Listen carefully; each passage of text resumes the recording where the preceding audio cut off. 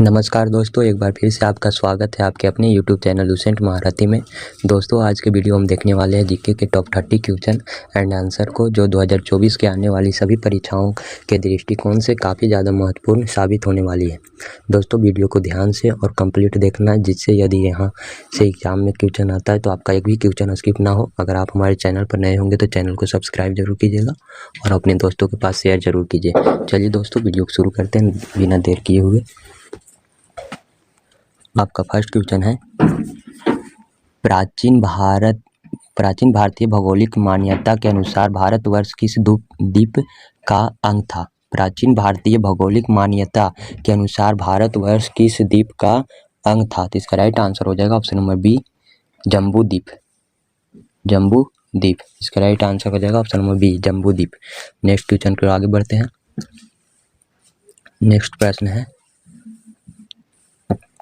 सर्वप्रथम इंडिया शब्द का प्रयोग भारत के लिए किस भाषा में किया गया था? सर्वप्रथम इंडिया शब्द का प्रयोग भारत के लिए किस भाषा में किया गया था? तो इसका राइट आंसर हो जाएगा ऑप्शन नंबर बी, ग्रीक भाषा में। नेक्स्ट क्वेश्चन की ओर आगे बढ़ते हैं।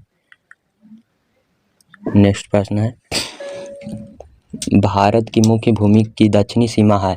भारत की मुख्य भूमि की दक्षिणी सीमा है, तो इसका राइट आंसर हो जाएगा ऑप्शन नंबर सी, 8 डिग्री 4 उत्तरी अक्षांश।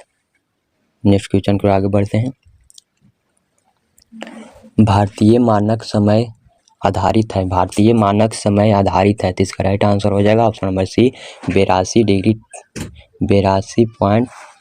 डिग्री 30 पूर्व देशांतर पर। 82 डिग्री 30 पूर्व देशांतर पर। नेक्स्ट क्वेश्चन की ओर आगे बढ़ते हैं।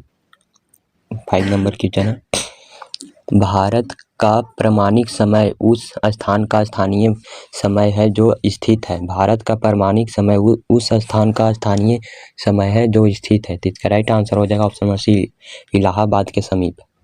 इलाहाबाद के समीप, सी राइट आंसर हो जाएगा। नेक्स्ट क्वेश्चन पर आगे बढ़ते हैं। इंडियन स्टैंडर्ड टाइम और ग्रीनविच मीन टाइम में कितना का अंतर है? इंडियन स्टैंडर्ड टाइम और ग्रीनविच मीन टाइम में कितना का अंतर है? तो इसका राइट आंसर हो जाएगा ऑप्शन नंबर सी, 5 घंटे 30 मिनट का। नेक्स्ट क्वेश्चन के आगे बढ़ते हैं। हमारा अगला प्रश्न है, भारत का ध्रुव दक्षिणी भाग में भूमध्य रेखा से दूरी कितनी है?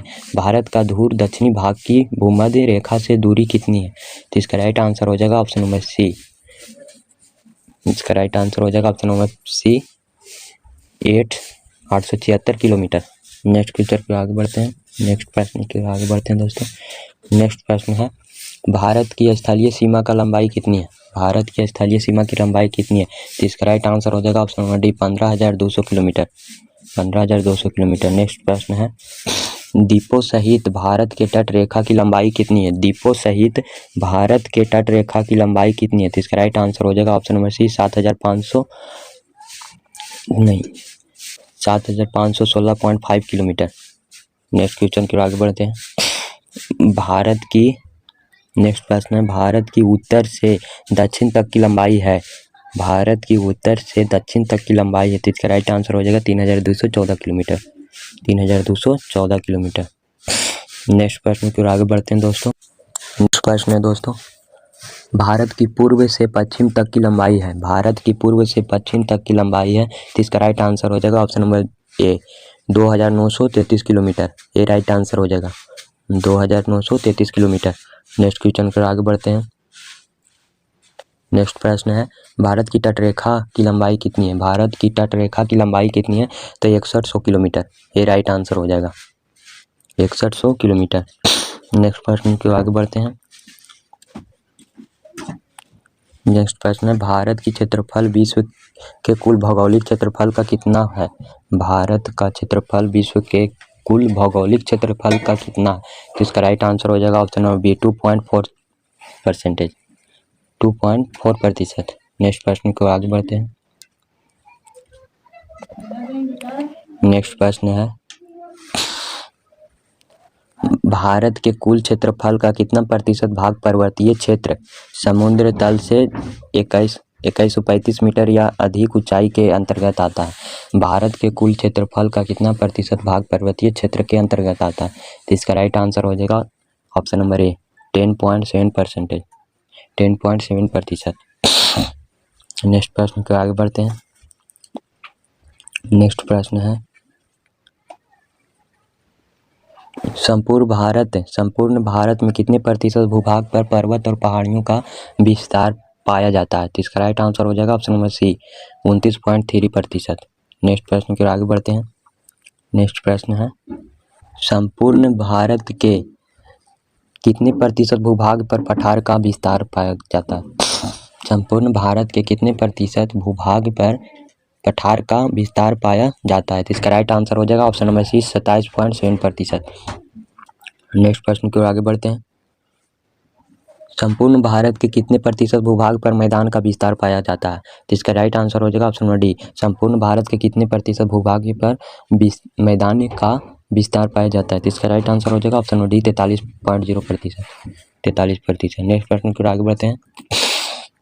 नेक्स्ट प्रश्न है भारत की प्रादेशिक जल सीमा समुद्र तट से कितने समुद्री मील की दूरी तक है? भारत की प्रादेशिक जल सीमा समुद्र तट से कितने समुद्री मील की दूरी तक है? तो इसका राइट आंसर हो जाएगा option number A 12 meal.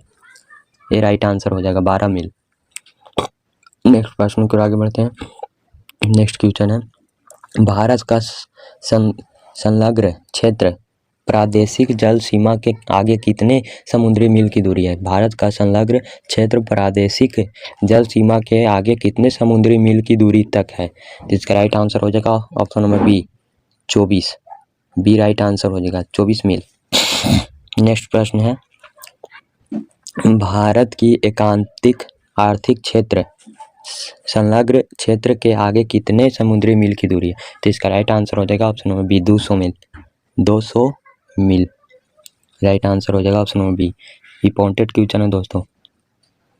Next प्रश्न की ओर आगे बढ़ते हैं। नेक्स्ट क्वेश्चन है दोस्तों भारत के कितने राज्य समुद्र के किनारे पर है? भारत के कितने राज्य समुद्र के किनारे पर है? तो इसका राइट आंसर हो जाएगा ऑप्शन नंबर सी 9 राज्य। 9 राज्य ऐसे हैं जो समुद्र के किनारे पर है। नेक्स्ट क्वेश्चन की ओर आगे बढ़ते हैं। नेक्स्ट प्रश्न है भारत में सबसे लंबी तटरेखा वाला राज्य है? तो इसका राइट आंसर हो जाएगा option number C Gujarat. Gujarat right answer हो जाएगा option number C. Next question की ओर आगे बढ़ते हैं। निम्नलिखित भारतीय राज्यों में से किससे होकर कर्क रेखा नहीं गुजरती है? निम्नलिखित भारतीय राज्यों में से किससे होकर कर्क रेखा नहीं गुजरती है? निम्नलिखित भारतीय राज्यों में से किससे होकर कर्क रेखा नहीं गुजरती है? तो इसका राइट आंसर हो जाएगा ऑप्शन नंबर ए। ये राइट आंसर हो जाएगा उत्तर प्रदेश। नेक्स्ट प्रश्न की ओर आगे बढ़ते हैं। नेक्स्ट प्रश्न है कौन सी अक्षांश रेखा भारत के मध्य से होकर गुजरती है? कौन सी अक्षांश रेखा भारत के मध्य से होकर गुजरती है? तो कर्क रेखा। ये राइट आंसर हो जाएगा कर्क रेखा। नेक्स्ट प्रश्न की ओर आगे बढ़ते हैं। नेक्स्ट क्वेश्चन है कर्क रेखा भारत के कितने राज्यों से होकर गुजरती है? कर्क रेखा भारत के कितने राज्यों से होकर गुजरती है? तो इसका राइट आंसर हो जाएगा ऑप्शन नंबर डी 8 राज्यों से होकर। 8 राज्यों से होकर कर्क रेखा गुजरती है। नेक्स्ट क्वेश्चन की ओर आगे बढ़ते हैं। नेक्स्ट प्रश्न है निम्नलिखित में से किस राज्य से होकर कर्क रेखा नहीं गुजरती है? तो इसका राइट आंसर हो जाएगा ऑप्शन नंबर ए उड़ीसा। ये राइट आंसर हो जाएगा उड़ीसा। उड़ीसा से होकर कर्क रेखा नहीं गुजरती है। नेक्स्ट क्वेश्चन की ओर आगे बढ़ते हैं। नेक्स्ट प्रश्न है भारत का वह राज्य जिससे होकर कर्क रेखा गुजरती है? तो झारखंड। इसका राइट आंसर हो जाएगा option number D Jharkhand. D right answer हो जाएगा। नेक्स्ट प्रश्न को आगे बढ़ते हैं। नेक्स्ट प्रश्न है भारत की मुख्य भूमि का दक्षिणी नोक या पॉइंट है? भारत की मुख्य भूमि का दक्षिणी पॉइंट है? तो इसका राइट आंसर हो जाएगा option number C Cape Comorin. Next प्रश्न की ओर आगे बढ़ते हैं। नेक्स्ट प्रश्न है भारत के दक्षिण में सबसे दूर स्थल कौन सा है? दूर स्थल कौन सा है? तो इसका राइट आंसर हो जाएगा option number C Indira point. C right answer हो जाएगा इंदिरा पॉइंट। नेक्स्ट प्रश्न है इंदिरा पॉइंट का अन्य नाम है? इंदिरा पॉइंट का अन्य नाम है तो इसका नाम है ऑप्शन नंबर इनमें से सभी। पार्सन पॉइंट भी नाम है, लाहीचिन पॉइंट भी नाम है, इंदिरा पॉइंट का नाम पिग्मेलियन पॉइंट भी कहा जाता है। इसका राइट आंसर हो जाएगा ऑप्शन नंबर डी, इनमें से सभी नामों से इंदिरा पॉइंट को जाना जाता है। आज के लिए इतना ही दोस्तों। अगर हमारे चैनल पर नए होंगे तो चैनल को सब्सक्राइब जरूर कीजिएगा। वीडियो अच्छा लगा होगा तो शेयर जरूर कीजिए। जय हिंद दोस्तों, मिलते हैं किसी नेक्स्ट वीडियो में।